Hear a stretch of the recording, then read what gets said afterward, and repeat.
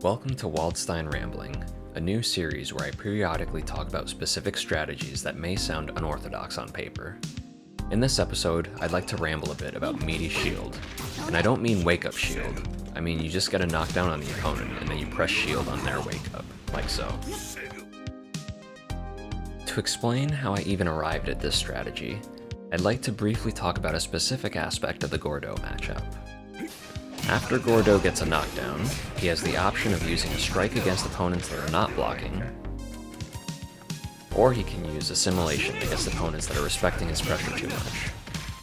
Normally, we would love to use 360C against the Meaties, but unfortunately for us, assimilation has 12 frames of startup and 12 frames of throw invulnerability, which means he can beat passive blocking and active reversals without having to vary his timing.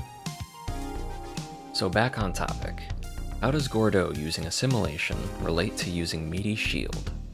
Well, on certain knockdowns, I found that shielding and then fuzzy mashing 360A achieves very similar results on the rest of the cast, and here's how it works. Crouch shield takes 27 frames to resolve once it's pressed. While you're shielding, you can do whatever you want and the game will still block for you. We're gonna abuse this and churn 360A while shielding. If you could time this shield to end right before your opponent is vulnerable to throws, you can protect yourself against early mashes while also punishing passive blockers.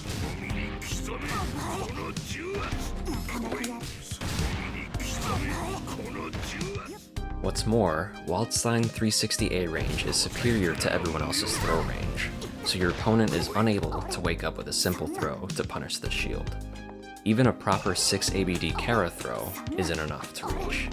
They actually have to do a full dash into the throw to grid break.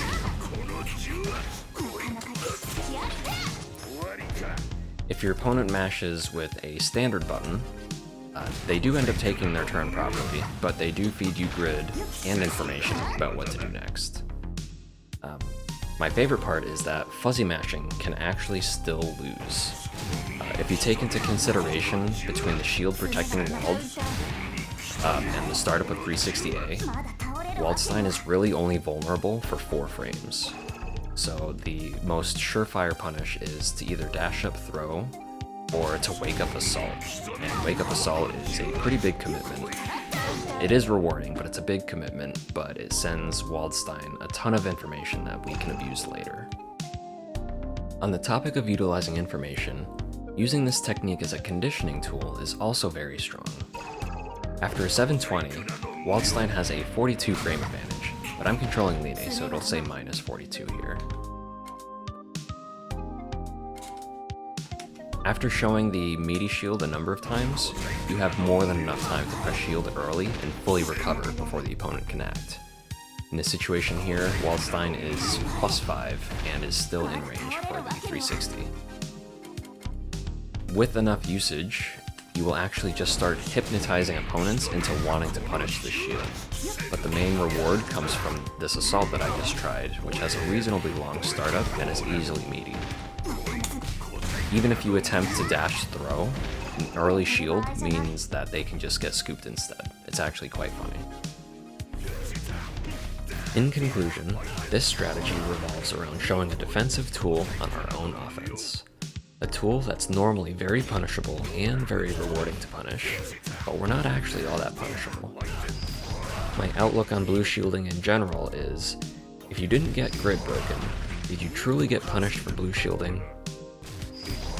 This strategy that I just showcased turns a reads-based situation into one that's option selected for you, and the required action to punish it is something that many players are hesitant to do.